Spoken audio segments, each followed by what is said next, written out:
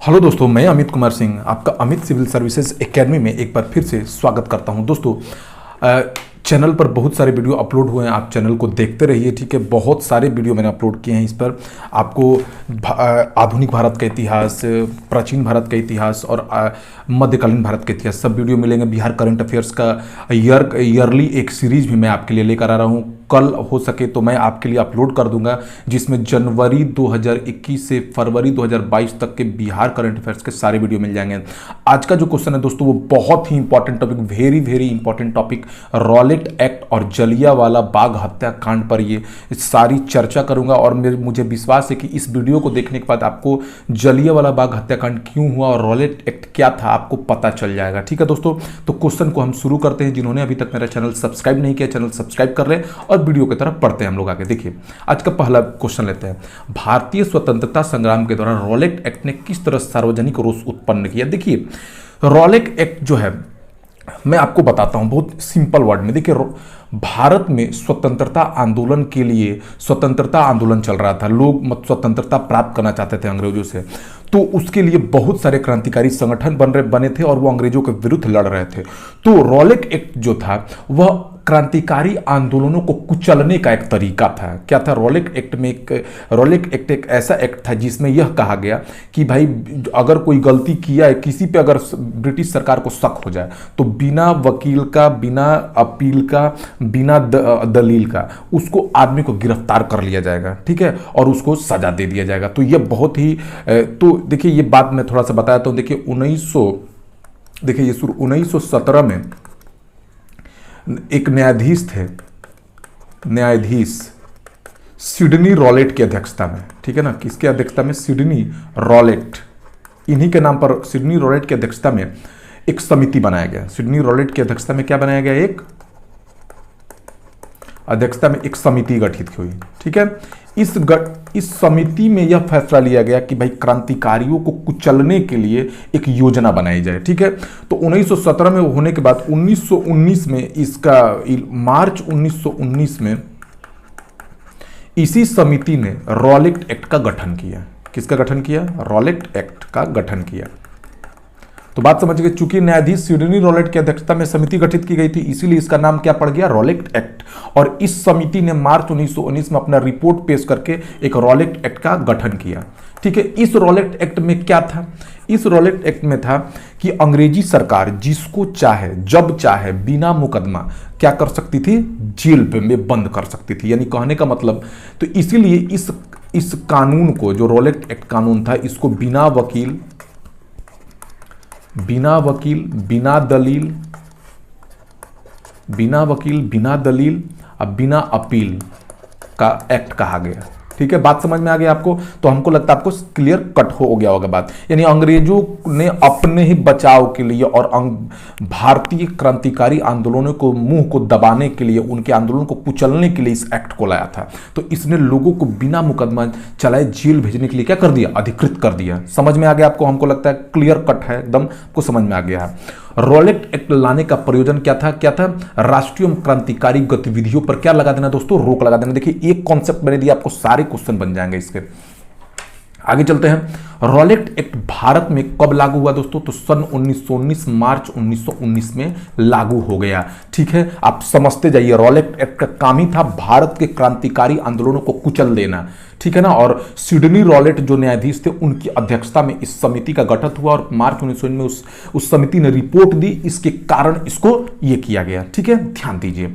Rowlatt act का क्या लक्ष्य था? रॉलेट एक्ट का लक्ष्य था बिना मुकदमा चलाए, अंग्रेजी सरकार जो क्रांतिकारी आंदोलनों को कुचलना चाहती थी, भारत के स्वतंत्रता आंदोलन को कुचलना चाहती थी, वह बिना, जिस पे भी उसको शक हुआ, बिना मुकदमा चलाए उसको बंदी बना के उसको जेल में क्या कर देना? बंद कर देना। और मुकदमों की सुनवाई भी संक्षिप्त प्रक्रिया द्वारा, यानी बिना वकील, बिना दलील, बिना अपील के ही लोगों को क्या कर देना? जेल में बंद कर देना। इसका नियम था। रॉलेट सत्याग्रह के संदर्भ में कौन सा कथन सत्य है? रॉलेट जो सत्याग्रह है वो सेडिसन कमेटी की सिफारिश पर आधारित था। रॉलेट सत्याग्रह में गांधी जी ने होम रूल लीग का प्रयास किया था। ठीक है, तो ये दोनों सही है। ठीक है, रॉलेट एक्ट न्यायाधीश इसके और एक सेडिसन कमेटी भी थी। ठीक है ना, सेडिसन कमेटी पर आधारित था। 1919 में जब गांधी जी ने रॉलेट एक्ट के खिलाफ सत्याग्रह की अपील की तो वो सभी लोग इसमें शामिल हो गए जिन्होंने होम रूल लीग में भी शामिल हुआ था। ठीक है, तो होम रूल लीग के साथ साथ इसमें भी लोग शामिल हो गए, तो ये दोनों कथन सत्य हो जाएगा। जब रॉलेट एक्ट पारित हुआ तो उस समय भारत का वायसराय कौन था? उस समय भारत का वायसराय दोस्तों लॉर्ड चेम्सफोर्ड था। ठीक है ना, लॉर्ड चेम्सफोर्ड था। लॉर्ड चेम्सफोर्ड का शासनकाल जो है 1916 से 1921 तक रहा। ठीक है, रॉलेट एक्ट किस वायसराय के काल में पारित हुआ था? देखिए, रॉलेट एक्ट जो है लॉर्ड चेम्सफोर्ड के शासनकाल में क्या हुआ था? पारित हुआ था। रॉलेट एक्ट का भारतीय राष्ट्रीय कांग्रेस ने विरोध क्यों की? इसका लक्ष्य क्या था?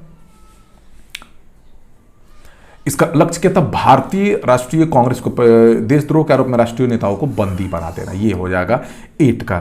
सॉरी दोस्तों, इसका मेन लक्ष्य ये था। इधर इसको हटा देते हैं। ठीक है, ये हो जाएगा आपका क्या था? व्यक्तिगत स्वतंत्रता को सीमित करना था। अखिल भारतीय राजनीति में गांधी का पहला साहसी कदम कौन था?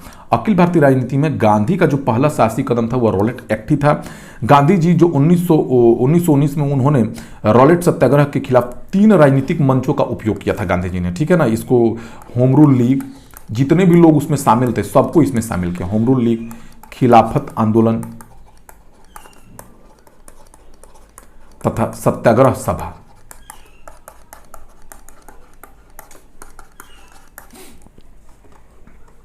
रॉलेट एक्ट के विरोध में किसने लगान न देने का आंदोलन चलाने का सुझाव दिया था? तो देखिए, ये चलाने का जो सुझाव दिया था किसने दिया था दोस्तों? स्वामी श्रद्धानंद ने। रॉलेट एक्ट को बिना वकील, बिना अपील, बिना दलील का कानून, काला कानून कहा जाता है। इसके तहत ब्रिटिश सरकार किसी भी व्यक्ति को बिना किसी कारण बताए गिरफ्तार कर सकती थी। इसके विरोध में स्वामी श्रद्धानंद ने लगान न देने का आंदोलन चलाया था। The anarchical and revolutionary crime act 1919 को सामान्य बोलचाल भाषा में क्या कहा जाता है दोस्तों? Rowlatt act. इसी का नाम रॉलेट एक्ट भी है। ठीक है, कौन सी महत्वपूर्ण घटना जलियांवाला बाग नरसंहार के तुरंत पूर्व घटी थी? तो कौन हो जाएगा दोस्तों? रॉलेट एक्ट का बनना। ठीक है ना, रॉलेट एक्ट हुआ था। अब बात आता है दोस्तों जलियांवाला बाग हत्याकांड। अब देखिए, यहां से मैं आपको बताता हूं, ये भी आप जान लीजिए, आप भूलेंगे नहीं। देखिए, जलियांवाला बाग हत्याकांड क्यों हुआ? देखिए दोस्तों, रॉलेट एक्ट के विरोध में पंजाब के 2 लोकप्रिय नेता थे। कौन कौन थे मैं आपको बता देता हूं। पंजाब के 2 लोकप्रिय नेता जो रॉलेट एक्ट का विरोध कर रहे थे, कौन थे? एक थे किचलू। कौन थे? एक किचलू थे और एक क्या थे? सत्यपाल। कौन थे? एक किचलू थे और एक क्या थे? सैफुद्दीन किचलू इनका नाम है। पूरा नाम मैं लिख देता हूं। क्या नाम था? सैफुद्दीन किचलू। और एक थे डॉक्टर सत्यपाल। इन दोनों ने रॉलेट एक्ट का क्या किया दोस्तों? विरोध किया। इसके फलस्वरूप ब्रिटिश सरकार ने इनको गिरफ्तार कर लिया। ठीक है, ब्रिटिश सरकार ने इनको क्या कर लिया दोस्तों? गिरफ्तार कर लिया। गिरफ्तार करने के बाद हुआ क्या? गिरफ्तार करने के बाद इनको छुड़ाने के लिए, इनकी गिरफ्तारी के विरोध में बहुत सारे लोग जो है वह इकट्ठा हुए अमृतसर के जलियांवाला बाग में। ठीक है ना, अमृतसर के जलियांवाला बाग में इकट्ठा हुए। ठीक है ना, इनके गिरफ्तारी के विरोध में लोग कहाँ हुए दोस्तों? इकट्ठा हुए अमृतसर के 13 अप्रैल 1919 को जलियांवाला बाग में इकट्ठा हुए। ठीक है, वहां पर बहुत सारे लोग इकट्ठा हुए। वहां शांतिपूर्ण वो लोग क्या कर रहे थे? शांतिपूर्ण धरना दे रहे थे। लेकिन 13 अप्रैल 1919 को जनरल डायर ने, किसकी बात है? 13 अप्रैल 1919 को जनरल डायर ने इन पर क्या निहत्थे भारतीयों पर अंधाधुंध गोली चला दी। ठीक है ना, बहुत सारे लोग इसमें मारे गए। ठीक है ना, 13 अप्रैल 1919 को ये एक बहुत भयानक घटना घटी जिसमें जो मासूम भारतीय थे मारे गए और जनरल डायर जो है एक भारतीयों को मारा इसने। ठीक है, तो देखिए, बात सुनने के बाद तो खून आदमी का खौल ही जाता है कि ऐसा हुआ। तो जनरल डायर ने निहत्थे भीड़ पर गोलियां चला दी। तो आप बात समझ गए। बात हुआ क्या कि रॉलेट एक्ट के विरोध में डॉक्टर सैफुद्दीन किचलू थे और डॉक्टर सत्यपाल विरोध कर रहे थे। उनको गिरफ्तार कर लिया गया। उन गिरफ्तारी के विरोध में बहुत सारे लोग अमृतसर के जलियांवाला बाग में इकट्ठा हुए और शांतिपूर्ण धरना दे रहे थे। शांतिपूर्ण मतलब ये कर रहे थे। लेकिन हुआ क्या? जनरल डायर ने निहत्थे भीड़ पर 13 अप्रैल 1919 को गोलियां चला दी। इसी घटना को जलियांवाला बाग हत्याकांड कहा जाता है। मेरा आपको समझ में आ गया होगा कि क्या है ये। ठीक है, तो यही घटना है। ठीक है, वर्ष 1919 भारतीय इतिहास से संबंधित है किससे? जलियांवाला बाग त्रासदी से। ठीक है दोस्तों, किससे संबंधित है? जलियांवाला बाग त्रासदी से। ठीक है दोस्तों, आगे चलते हैं। जलियांवाला बाग कत्लेआम किस शहर में हुआ दोस्तों? तो अमृतसर के जलियांवाला बाग में। ठीक है दोस्तों, याद रखिए काफी संख्या में लोग अमृतसर के जलियांवाला बाग में 13 अप्रैल 1921 गिरफ्तारी के विरोध में किसके? तो डॉक्टर सैफुद्दीन किचलू और डॉक्टर सत्यपाल का। ठीक है दोस्तों, जलियांवाला बाग में प्रदर्शन के लिए क्यों लोग जमा हुआ थे? तो देखिए किचलू तथा सत्यपाल के बंदी के विरोध प्रदर्शन के लिए। ठीक है दोस्तों, वेरी गुड क्वेश्चन है, आप देखते रहिए, एक समझ रहिए, सारा क्वेश्चन बना दीजिएगा। 30 मई 1919 का अपना अलंकरण भारत सरकार को लौटाने वाले व्यक्ति कौन थे? तो रविंद्रनाथ टैगोर जो है जलियांवाला बाग हत्याकांड के विरोध में इन्होंने अपने नाइट की उपाधि लौटा दी। किसकी उपाधि लौटा दी थी? नाइट की उपाधि लौटा दी थी इन्होंने। जलियांवाला बाग हत्याकांड 1919 में पंजाब में हुए अत्याचारों अपने विरोध में किस विख्यात व्यक्ति ने ब्रिटिश सरकार द्वारा प्रदान की गई नाइट की उपाधि लौटा दिया? तो वो रविंद्रनाथ टैगोर थे। ठीक है दोस्तों, तो वेरी इंपॉर्टेंट वीडियो चल रहा है, देखिए, स्किप मत करिए। किसके विरोध प्रदर्शन के, किसके विरोध प्रकाशन के अभिप्राय में रविंद्रनाथ टैगोर ने अपनी नाइट की उपाधि पदवी त्याग दी? तो कौन सा? जलियांवाला बाग हत्याकांड। ठीक है दोस्तों, निम्नलिखित में से किसके विरोध में रविंद्रनाथ टैगोर ने अपने नाइटहुड की उपाधि? तो देखिए एक ही क्वेश्चन बार बार पूछा है जलियांवाला बाग हत्याकांड में। ठीक है दोस्तों, very good question. Jallianwala Bagh हत्याकांड के विरोध में वायसराय की कार्यकारिणी परिषद से किसने इस्तीफा दे दिया? तो ये शंकरन नायर थे। देखिए ये भी इंपॉर्टेंट क्वेश्चन है, पूछा हुआ है। ठीक है, इन्होंने वायसराय की कार्यकारिणी परिषद से इस्तीफा दे दिया। जलियांवाला बाग हत्याकांड के विरोध में निम्नलिखित में से किसने वायसराय की कार्य परिषद से इस्तीफा दे दिया? सर शंकरन नायर ने। निम्न में से किसके द्वारा जलियांवाला के कांड के विरोध में सर की उपाधि त्याग दी गई? तो सर की उपाधि त्याग दी गई किसके द्वारा दोस्तों? रविंद्रनाथ टैगोर के द्वारा। नाइट की उपाधि भी, सर की उपाधि भी त्याग दिया इन्होंने। निम्न घटनाओं का सही क्रम बताएं। तो सबसे पहले डॉक्टर सत्यपाल का चलिए घटनाओं को बताते हैं दोस्तों हम लोग। तो सबसे पहले डॉक्टर सत्यपाल को बंदी बनाया गया, दूसरा हो जाएगा। उसके बाद जलियांवाला बाग नरसंहार हुआ, फिर 1919 का अमृतसर का कांग्रेस अधिवेशन हुआ। ठीक है, तो 213 हो जाएगा। हंटर आयोग की नियुक्ति किसके द्वारा हुई? देखिए जलियांवाला बाग हत्याकांड की जांच हेतु, ठीक है ना, जलियांवाला बाग हत्याकांड 13 अप्रैल जो 1919 को हुई, ब्रिटिश सरकार ने हंटर कमीशन का गठन किया। कमीशन ने मार्च 1920 में अपनी रिपोर्ट कब प्रस्तुत की थी? मार्च 1920 में अपना रिपोर्ट दिया और रिपोर्ट में लिपापोती कर दी गई। रिपोर्ट को लिपापोती कर दिया और कहा गया कि यह दुर्घटना के कारण यह दुर्घटना था, इसमें किसी का दोष नहीं था। ठीक है, और अतः मार्शल लॉ लगाना पड़ा भीड़ की अधिकता को देखते हुए। ठीक है, और कहने का मतलब जनरल डायर को माफ कर दिया गया। तो ये बहुत ही एक काला कानून, ये हंटर आयोग भी एक काली रात थी उस दिन, ये गलत था। ठीक है ना, ये गलत बात था। जनरल डायर का नाम किस घटना से जुड़ा हुआ है? तो जनरल डायर का नाम जलियांवाला बाग हत्याकांड मैसकरे से जुड़ा हुआ है। जलियांवाला बाग हत्याकांड के जिम्मेदार ओ डायर को निम्न में से किसने मार डाला? ये थे हमारे उधम सिंह। देखिए उधम सिंह ने जलियांवाला बाग हत्याकांड के मार्च 1940 में उन्होंने, उधम सिंह ने जलियांवाला बाग हत्याकांड के दोषी लंदन में जाकर उधम सिंह ने जलियांवाला बाग के हत्याकांड के दोषी जनरल ओ डायर को उन्होंने क्या मार दी? गोली मार दी थी। ठीक है दोस्तों, नरसंहार का बदला लिया इन्होंने, इनको गिरफ्तार करके मृत्यु दंड दे दिया गया। ठीक है, तो ये हमारे शेर हैं, पंजाब के शेर, जिन्होंने इतने नृशंस भारतीयों की हत्या का बदला लिया। लंदन में 13 मार्च 1940 को सर माइकल ओ डायर को गोली से मारा गया। किसने मार दिया दोस्तों? उधम सिंह ने मार दिया। ठीक है, उधम सिंह ने लंदन में किसको मार दिया था? तो दोस्तों सर माइकल ओ डायर को।